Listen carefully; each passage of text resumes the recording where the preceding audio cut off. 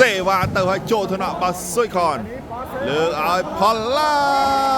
ចូលថ្នាក់កញ្ញាមករាលើកឲ្យពិសាលចូលថ្នាក់ផារ៉ាត់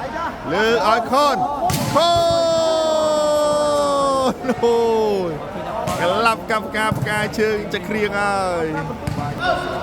បាទលើនេះសេវ៉ាមករៀបឲ្យពីខនចូលថ្នាក់របស់ពិសាលលើកឲ្យពិសាលចេញក្រៅបាទបាទនេះសេវាពីខនចូលថ្នាក់បាពិសាលបាត់ពីលេចូលថ្នាក់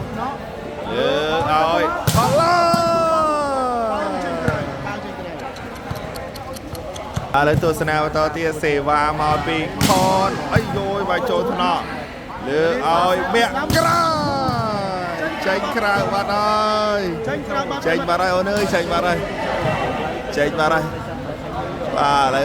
ឡូវក៏ទៅមើលសិនចេញឬក៏ចូលឥឡូវប៉ុន្តែបាល់វិញចេញមកស្រូវហើយចេញមកស្រូវហើយ